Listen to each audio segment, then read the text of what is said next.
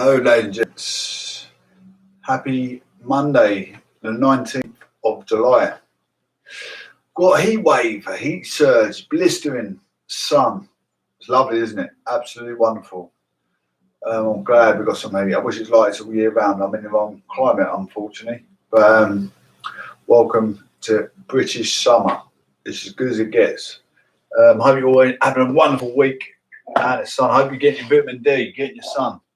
Very, very important that you get your vitamin D, especially if you've got suffering of Raynaud's disease or arthritis, anything like that. It's good to get out in the sun. It's important that you get your daily air. Daily air. This is the only bit of climate I can operate in. Only climate I can operate in when my hands ain't hurting, my feet ain't hurting. Someone with arthritis will understand where I come from. Secondary Raynaud's disease is similar sort of. Similar sort of mechanism. How you feel? Only someone with the same blood circulation. It's like an infection. It's not an infection, but it's like an infection where you can't get blood in your hand and your feet. People don't understand the terminology of the illness. Well, they do now. Obviously, I'm got my head down in the books. I'm going to come out and graduate. When I come out graduated throughout university, I'll come out flying colours. Media studies in 1996. Too good to waste, isn't it? Absolutely too good to waste. I'm going to move up a bit more. I'd like to get the Brexit stone in now. I was a big part of that Brexit, negotiating the Brexit, getting people, people vote, getting the people's vote. I was a big part of that, so I'd like to get that in there, that Brexit stone. I was inside Parliament, outside Parliament. I was definitely campaigning for Brexit. Anyway, we all got achievements in life, haven't we? We all make achievements. That is an achievement. I felt good that Brexit come through. I supported it. It's like supporting your home team, isn't it? And then your home team pulls through. Unfortunately, we did pull through to the final. Absolutely phenomenal. How we got through to the final. Furthest we've got for a long, long time. Anyway, like I said before, if you want to make change, check out relaxuk.com. You want to better yourself, better your aspiration, come away from alcoholism, narcotics, bad eating habits. Check out relaxuk.com. Relaxuk.com. Relax UK Limited, health, travel and wellness products since 1997. It's a relaxation shop selling various ranges of products from relaxation, travel, well-being, biofeedback, sleeping and natural products. Maybe you're a bit of an insomniac, you can't sleep. I had a bit of a phase out. Obviously, I used to go out when I was a teenager quite a lot actually. Thursday, Friday, Saturday and Sunday. Not sleeping in the evening. Become a bit of an insomniac. Your body's used to being awake at night, so when you got to wake up for work in the morning, you're not sleeping properly because your body clock is used to be staying up all night. So, getting back into sleeping habits. First of all, you got to own up your bad habits, haven't you? You got to own up to your bad habits to better yourself. So I have my downfall smoking. I can knock on the head, but not knock on the head completely. Because I could give it up for 2 months or 3 months and then be smoking again for a week or so. Anyway, get a pen and paper ready. PSS alarms. PSS alarms, ladies and gents. Very ethical and pragmatic works carried out. All areas covered, including central station monitoring provided, all work done according to insurance requirements. It's a friend of mine's company. He's carried out works in Harry Kane's stepmother's house in Hertfordshire, Potter's Bar. He's carried out etiquette works in Essex, such as the Casbah restaurant and many more big businesses. Installation and maintenance of intruder alarms, fire alarms, CCTV, all work guaranteed and certified to SSARB standards. 24-hour call-out service can provide CCTV for pubs, clubs, restaurants, or new business setup. Secure your business.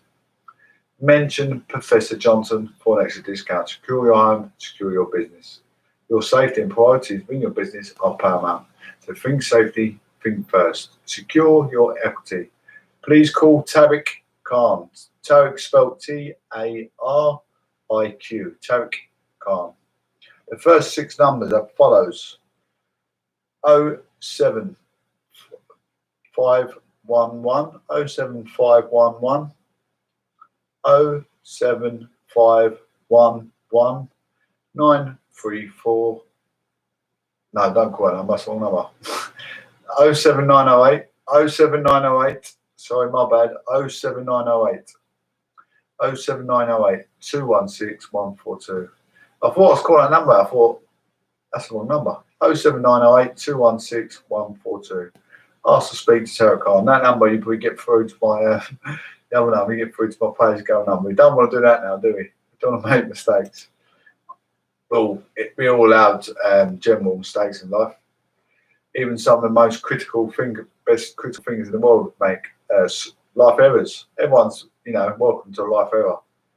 But when you're under the influence of the aesthetics of life, the error can always be amended and not make a fool of yourself. That is the answer. Everyone makes vital errors. I made some massive errors in my lifetime. Believe me. Wish I could turn back all them years wasted as a young kid. But I think athleticism took over my mental health, to be honest. Yeah? Being in that limelight around jealous, hatred people, they try and take down the same aisle as them. Call that Route 66. Anyway, moving to the UK road incidents. Think safety, think first. Do not enter your vehicle under sleep deprivation, under influence of alcoholism or narcotics. Making sure it's plenty of sufficient sleep before entering your car. They say 24 hours to get alcohol out your system. That's fair enough. But if you had a 24-hour binge, you need plenty of sufficient sleep before, especially driving this heat. You need a good 12 hours sleep if you had a 24-hour binge. Definitely, most definitely. You need a good 12 hours sleep because you're going to be fatigued. You're going to be dehydrated. You've got to hydrate your body. Very, very important to hydrate your body. I've got a pint here. Obviously, as you know, pure of the aesthetics of life. It's only orange juice in a Stella Artois glass. Some people call that wife beater. Makes men violent. I don't know. I never drunk it. I can't drink beer. I've never been, even as a young kid, I didn't like beer. Got too much gluten. I was gluten intolerant. I was never, if I had a drink, I was drinking like a woman. But I was kind and gentleman, like, I was going to say gentleman like a woman, and I think it's not heard of. I'm soft as pie. Soft as soft pie, not hard burnt pie, but in Nan Cooks. Anyway, looking at the road instance in Clacton-on-Sea today. Old Pier Street, partially blocked accident, heavy traffic due to accident on Pier Street. At Newgate Street, police are on the scene to assist. 19th of July, that's amazing, isn't it? I mean, I always praise the police for what they do. I see a thing on TikTok. There's a guy, a journalist. The police said, "Put your camera away, please, or you can get arrested." It's only a bit like a PCO, but the journalist thought he had more authority over the PCO. If the police says, if the police says to you, "Please put your camera down," you're just going to put it down, aren't you? You just go with your authority, wouldn't you? The police, they're trying to serve the community. They obviously didn't want him there taking pictures for whatever reason. I don't know. Maybe because the police might need to use level 2 force or whatever. They don't want to be filmed. They don't want to have pictures taken by paparazzi or uneducated journalist. He's probably only just got his journal certificate. He's punching above his weight having to go to police. But he's put it all over TikTok, and there's thousands of people commenting on it. It's mad. I don't know why people are always trying to fight against the police. And NHS as well. If NHS says stop smoking, it's going to kill you, and you carry on smoking, thinking you're funny or clever, that's like more for you with it. So, like, guy, if he carried on taking the video footage, the police could be investigating a mass murderer or a rapist or a paedophile. They see this journalist, they got a gun in there, and they're going to shoot him. And he didn't listen to the policeman. So then he's got, so the police are trying to save quite a lot, really. Quite a lot, I'd say. don't know why people got to be so arrogant all the time. Just abide by the law and just, even though I'm getting some gains in authority now, in my wiser years, I'm never going to. I will always bow down to a police officer. I always bow down to an NHS worker. It's just respect, isn't it? Everyone has good and bad days. I'm just I suppose that's just my nature, I suppose. I bow down to some idiot. I used to bow down to idiots all the years. I don't anymore. Anyway, B1025, very slow traffic instruction area. Travel time is very slow traffic in B1025, Colchester Road at Mersey Road. Peldon turn off in the construction area. Tenby traffic sites. Traffic lights are in place. Travel time is 15 minutes. Reported today at 4 o'clock, 2 hours ago. Watford. Green Lane, road closed. Emergency repairs, traffic coping well. As the emergency repairs on Green Lane both ways at Oxley Road and Nancy Downs. Traffic is coping well. Road closed around 7:50 a.m.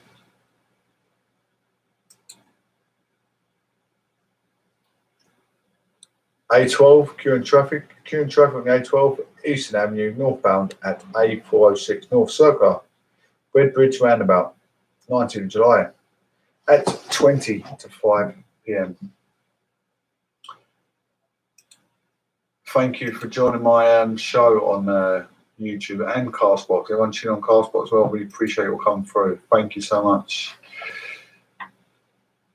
They're talking about 2 jabs are needed for nightclubs in England in autumn. This is what I was hoping for. That's it for the briefing. It was a busy one. Stay tuned and we'll bring you the last reaction and Prime Minister's comments. Effect today won't be seen in cases for 7 days. Van Tam. Jonathan Van Tam says NHS is not under anything like pressure it was in February. But the knock-on effect of today's unlocking on cases will only be seen in 7 to 10 days. He adds the effect that on hospitalisations will not seen another 7 to 10 days after that. Van Tam says, we know what puts pressure on upward is close contact or indoors. It's indoor things that are the worst things. That's why the weather, as it is now. If there is a sweet spot, it's probably a good place to be right now. Sir Patrick Vallance adds, it's not possible to open up society without cases going up. Where we are is where you'd expect to be, even with a heavily vaccinated population, Vallance says. He adds that case numbers will increase further. The models all show if you go more slowly, then the size of the peak will be lower. Vallance adds daily hospitalisations could get to be quite a lot higher than 1,000 a day. Testing system comes under strain when demand urges.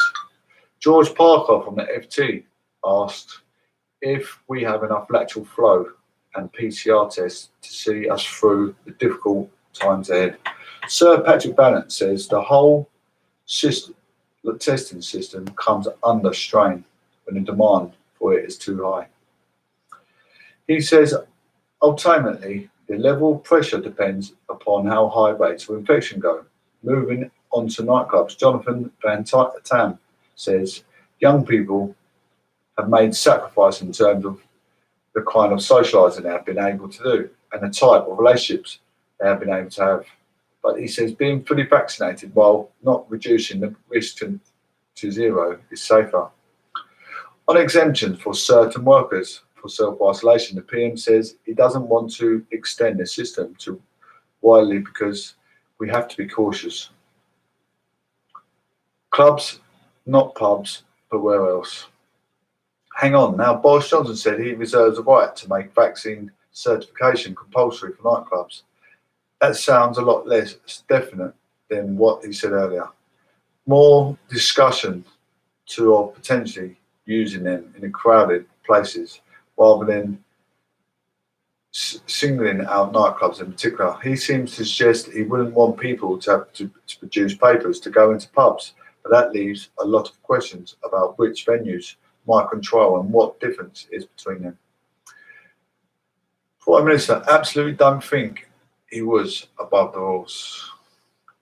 Harry Cole and his son asked Professor Van Tam whether he would be worried about the crowds in places like beaches, parks and nightclubs. Professor Van Tam says, our destiny is very largely in our own hands in two ways. The first is how gradual and cautious we are, and the second is how we can finish the job of vaccination.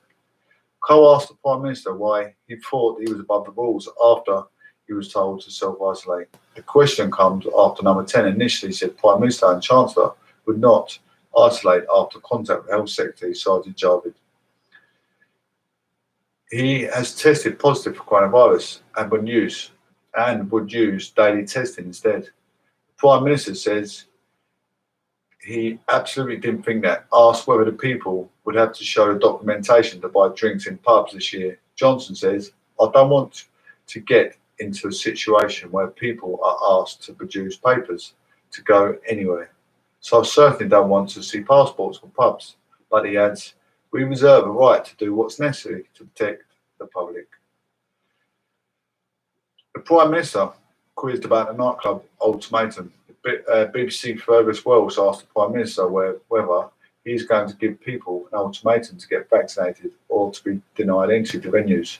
The Prime Minister says young people have been heroic throughout the pandemic, saying we've got to make sure we allow generation to bounce back.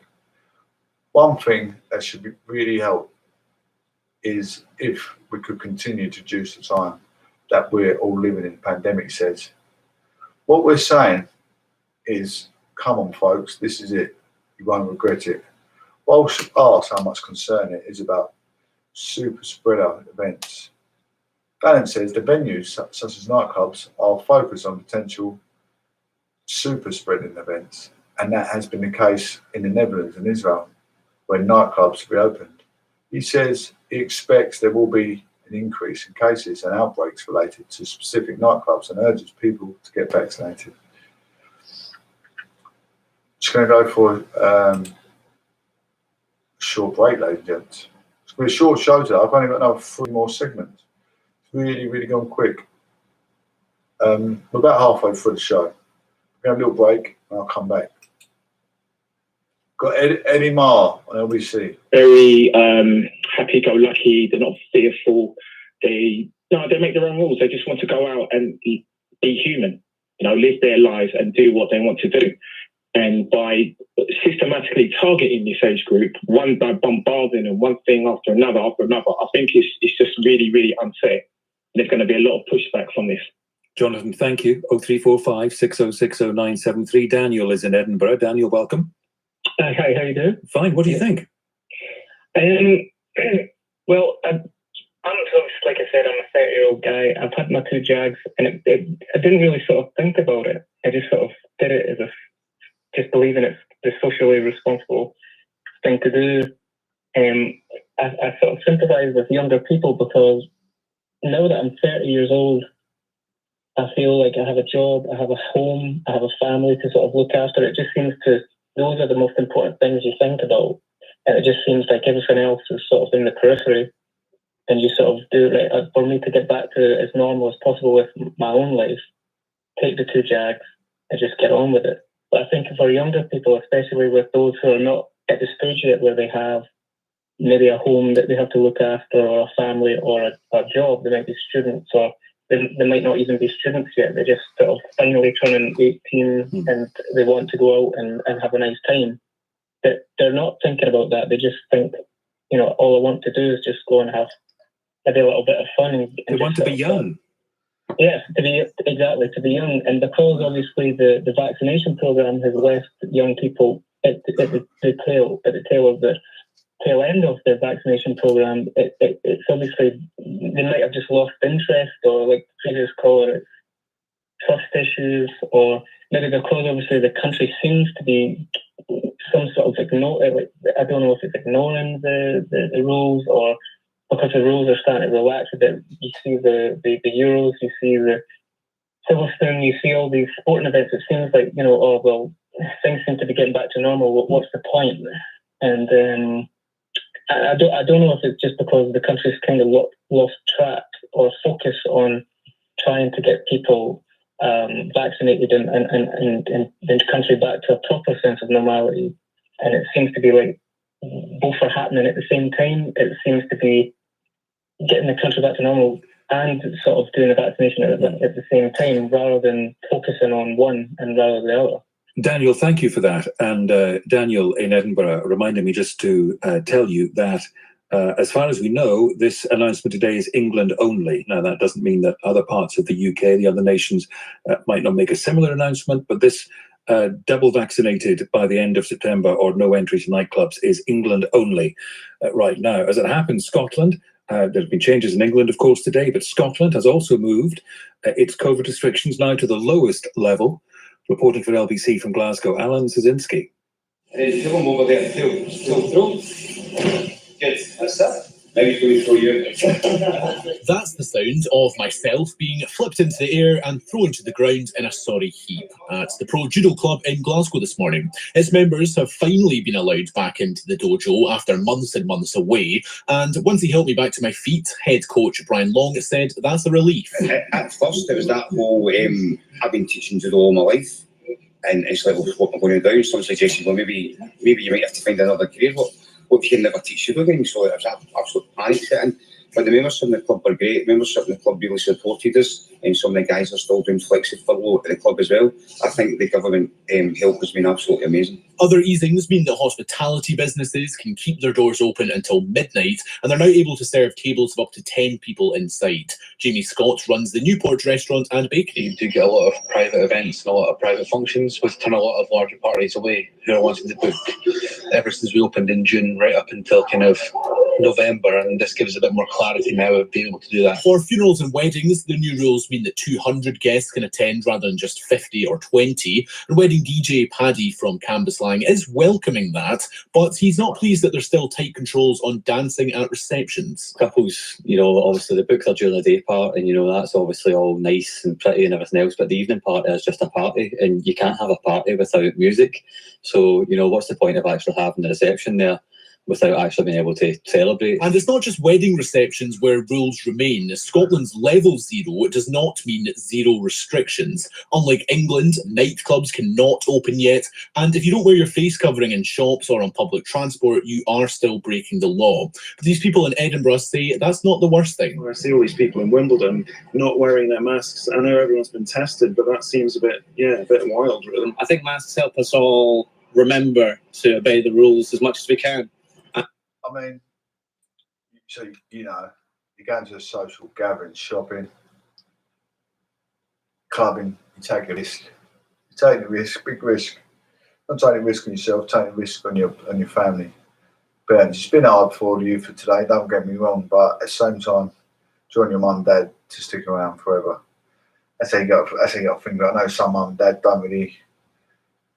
they don't take restrictions lightly. They drink with their kids, or they do narcotics with the kids. It ain't the way forward, is it? It's not the way forward. You can live life and be very, very careful, You've got to be careful if you've got children, especially. You've got to be careful. You can't be taking a Michael, as I call it, taking a Mickey. Can't be taking a Mickey. You've got to take everything into safety precautions all the time. Not for yourself, for others. Vulnerable people, i.e. your parents, your kids, your niece, your nephew. You got to wear a mask all the time. Not when I say all the time, when you're around social area like shopping, in the town centre, in the shopping centre. I've got a list of numbers here that can help. If you ever come into any life, jeopardy in life, these are the only numbers you need to help you out of your situation. You got 999, emergency. feeling suicidal, or you hurt yourself, thinking about it, hurt yourself, you've got to call Samaritans as well. You can always call NHS if it's that bad.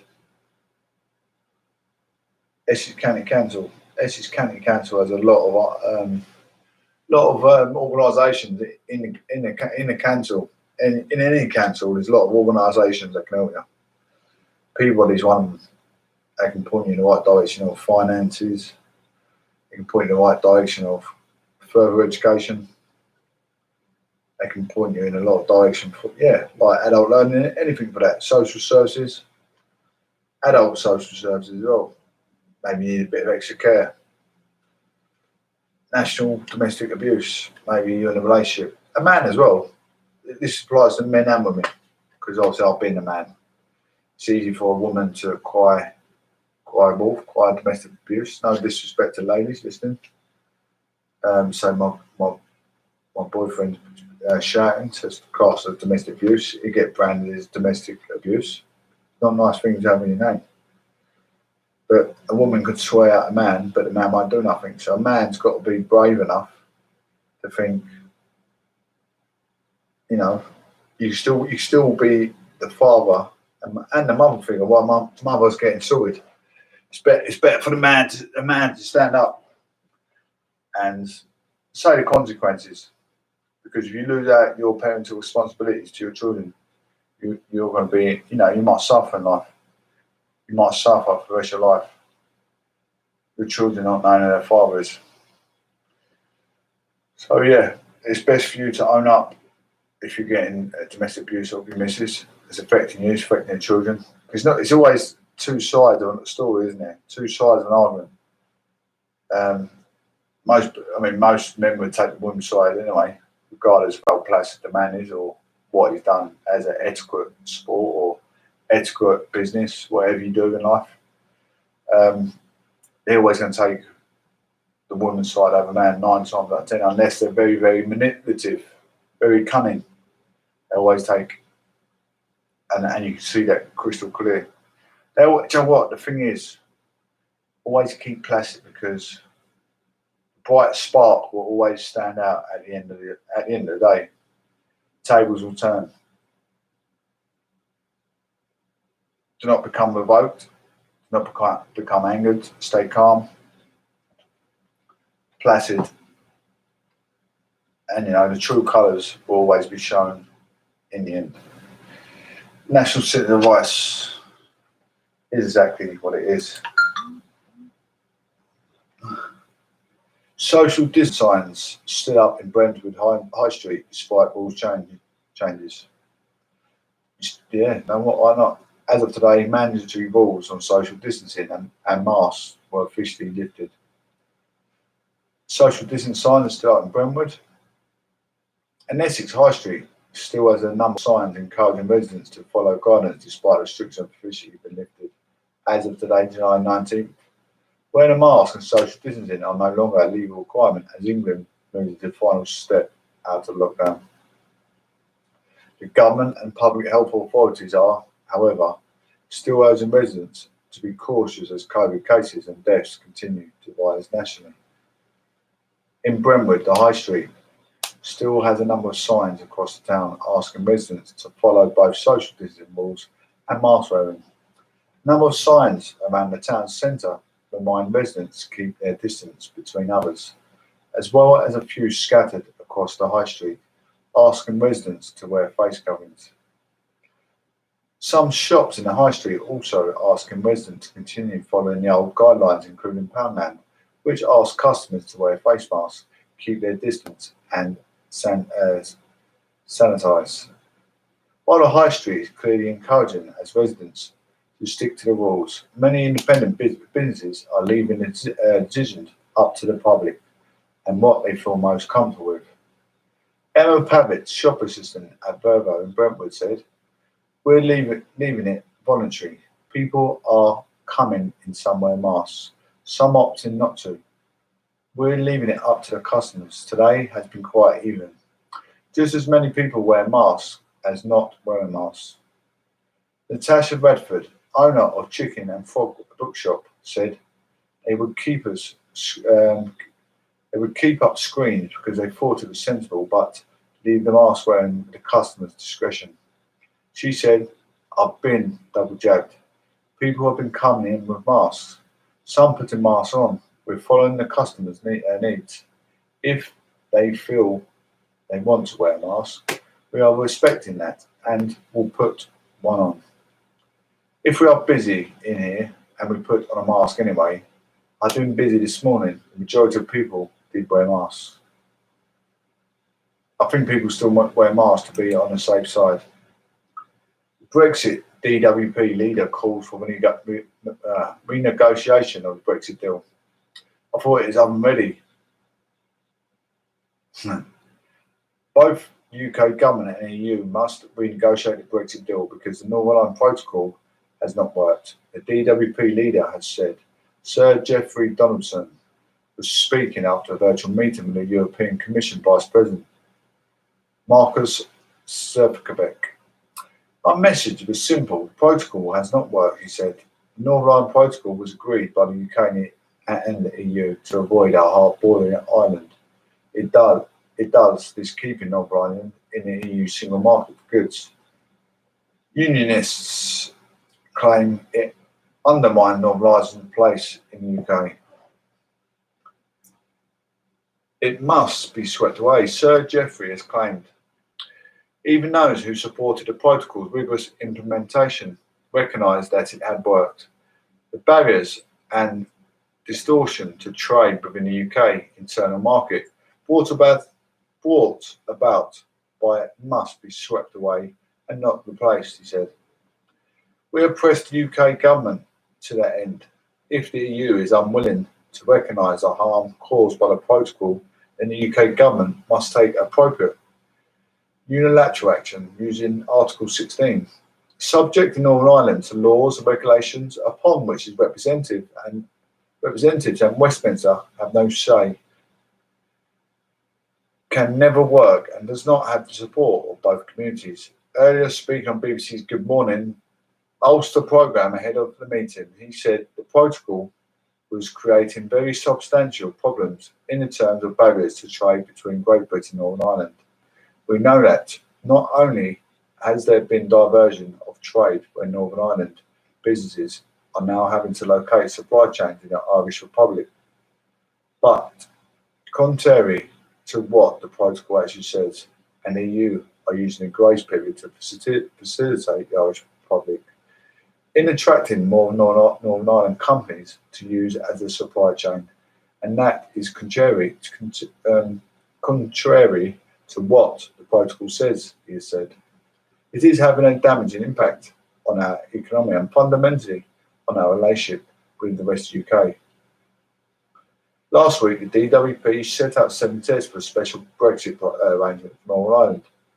They include a promise of the new checks of goods being sent from Great Britain to Northern Ireland if those goods are clearly intended to remain in Northern Ireland. The EU-UK Specialised Committee is also due to meet on Monday. It's the official level body which oversees implementation of the protocol. On Wednesday, the UK government is expected to lay out its proposals for reforming the protocol. In recent weeks, ministers have taken increasingly hostile tone to the protocol, saying its implementation is unbalanced. Meanwhile, the UK Brexit minister said, "Ways needed to be found to hugely reduce or eliminate the new barriers to trade in Great Britain to Northern Ireland." Lord Frost was giving evidence to MPs on the European Scrutiny Committee on Monday. On Wednesday, he is due to lay out the UK's proposal for the way forward of the protocol. He said the protocol was not sustainable in the current form, as a new balance needs to be found and that options remain on the table. In my constituency in Essex still has a long way to tackle racism of gypsies and travellers. The gypsies and travelling community still face racism and prejudice on a daily basis. Yes, it does. If I started a conversation about the travelling community with residents in Essex, I could quickly predict the number of the responses. I don't actually need to guess what they would be. A glimpse at some Facebook posts and reels of comments about gypsy and travellers would show some of the disgust and fury often thrown towards the communities. That's a true story. I lived just off Travellers Lane in Hatfield. There's a lot of travellers over the park. Obviously, they're not allowed to break the council's laws of parking on their property. That's fair enough. But do you know what? They're actually nice people. They do get tarnished with all the same brush. I mean, I used to jog around that a few years ago. I was trying to jog or stroll around the field. It's scary as you hear on the news. Oh, travellers do this. Travellers as nice as pie.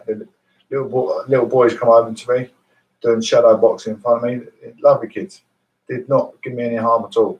All had their dogs outside their caravans. Had a look out, made sure the kids weren't causing me any trouble or I wasn't causing them trouble. And there's no trouble whatsoever. They get tarnished with the same brush. Obviously, not allowed to park on council's property and stay there. Unfortunately, because that's their way of life, isn't it? Living in a caravan, it's the way of life. It's the way they're bred, the way they're brought up. But they're actually nice people. The word traveller alone seems to fire a kind of anger in some, which can completely dehumanise the individuals involved, leading to racism and discrimination at every level. While the Black Lives Matter movement was thrown into a needed spotlight last year following the horrific murder of George Floyd, and discussion of racism began to pervade everyday conversation, there's still been a very little said for the Gypsy, Roma and Traveller GRT community. This is despite the government acknowledging the Gypsies, Travellers and Roma were among the most disadvantaged people in the country and have poor outcomes in key areas such as health and education in 2017. I strongly agree. You see why they feel left out, and we spring the word of International Bill of Rights, which is equality, right across the border, and they need a bit all the trouble that has been caused, if there has been any, because these tarnish any group, culturism with a tarnishing with a brush. It's about time that we live up to the expectations of the International Bill of Rights and give these guys a helping hand. In Essex, the conversations about the travelling community often circle the issue of illegal encampments and the debates surrounding injunctions, but you hardly even hear about their rich history of stories of inequalities they regularly face. One person who knows this too well is Sherry Smith, a Roman gypsy from Waltham Abbey, who set up Gypsies and Travellers in Essex Gate to fight for change to the better young travellers' chance in life, engage with education and tackle claims of antisocial behaviour. Essex is better than some areas of the country, as most have met someone who is one. But I still think there's systematic racism in education, health and employment, Sherry said. We still have a long way to go. Sherry has previously spoken about her experience of growing up as a Roman gypsy and discrimination she faced from being bullied at school and not invited to children's parties, to facing discrimination in the workplace and in adult. Now she spends her days doing what she can to speak up and out about the issue that are directly impacting her communities on a daily basis. If something goes missing and travellers in the area, the travellers are going to get pinpointed out, aren't they? If actually that was them that done it, because they live in caravans and I don't know, people just discriminate against their Irish accent. I'll probably say they are. I don't know why. Because they're not full on English terms. What is the problem? I don't understand why people get pointing fingers straight at Gypsy. I know exactly where she's coming from. Absolutely. I'll support it. When it comes to overwhelming attitudes towards travellers, Sherry said the same words and phrases come up time and time again. Using the word cloud generator articles about Gypsies and travellers who are fed into a software to highlight the most frequent words used, with stark results. We fed them in, and what came out? I couldn't recognise in my people, Sherry said. In every article, it was about travellers and Roman gypsies. It was words like police, crime, dogs, words like unauthorised caravans. But when I look at my people, I can see over 85% live in bricks and mortar homes. Only 1,000 of us travel around. See, I mean, before I read that, it's pretty much what I explained what they'd be facing. I know what they face. I see it. In my people, I recognise interpreters, skills, proud families. I'm not saying they are all angels, but that isn't what I see. Look what COVID did to people. We need family virtues and values that many of the Gypsy and Romany traveller community have kept. Being part of the gate, Sherry said she regularly hears stories from other workers about issues across the country, including hate, prejudice in the authorities, people struggling to find work and racism in education. In 2 recent incidents in Essex, Sherry claimed to witness people from the GRT community being handled roughly by police. Part of this, Sherry feels, is because the GRT community are more likely to be viewed as perpetrators than victims. In 2019, the tackling inequality faced by Gypsy, Romany and traveller community report was published by the Women and Equalities Committee, identifying and exploring inequalities faced by the GRT community. The report outlined numerous issues, including a lack of consistent data, which meant public bodies were failing to tackle inequalities faced by the community. It's also revealed that given opportunity to record the ethnicity on records, GRT individuals was scared to disclose their ethnicity in fear it would lead to discrimination. The report also noted they heard too many incidents of discrimination from the service providers to conclude incident of discrimination from public services were isolated, and numerous other findings. Sherry believes a lot of work is needed to truly change attitudes in Essex, both individually and within our systems. We need multiple approaches. We have to improve data to the start, Sherry said. They are saying we are not getting our COVID vaccines, but we couldn't even tick a box to say we are. Travel a lot of gypsies to start with. We need to improve data, look at actual facts and data, and have it broken down in population. Sherry also believes it is crucial to embed training into all statutory services and awareness, discrimination and cultural competence. We need cultural appropriate action, she said, to be pushed into housing and pulled away from families is okay with COVID. We have seen what it is like to have our lives ripped away from us. We need to see training embedded, to see our faces historical. We see something about our history and want to talk about some of the good things about us and celebrate that. Last month, Gypsy and Romania Traveller History Month was marked 50 years since the World War Romania Congress 1971, with a series of forums discussing issues relating to Roma people were held around the world. That's a big key issue there. I absolutely, totally understand where she's coming from. Where is the inequalities, because they need to be shared with the same diverse as all the other ethnicities in the country, all different other culturalism. Gypsies, Romanis, it's like they've been left out as a different breed. We're all, our preacher ethos as well, we all share the same blood. You know, I don't know why they're not supporting it. International real rights, inequalities. They've been left out loophole, absolutely. I always talk about xenophobia, fascism. Why is it not supported?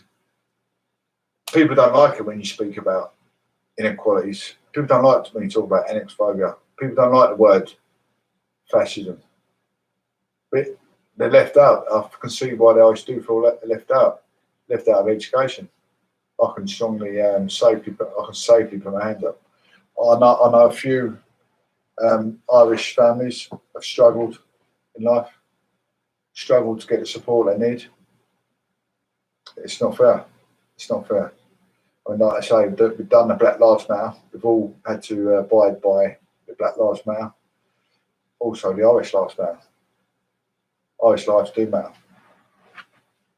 Anyway, ladies and gents, it's a short show today. In the blistering heat, I just under an hour, nearly 45 minutes. Honestly, I really appreciate everyone come through. It makes the show, keeps me encouraged. Once it gets a bit cooler, I'm going to try and do the 2-hour mark again. It's just too hot to keep motivated. I don't know if you guys try and read when it's in the blistering heat, but try and take it in and try and emphasise, and how I usually emphasise my show. I haven't got the ability today. My brain just feels dehydrated. I need to get some more liquid in me. Anyway, take care, one love, and I'll be back tomorrow. I'm not sure what time I'll probably do when it's cooler or when it's hot, I'm not sure. But take care, one love, and speak soon.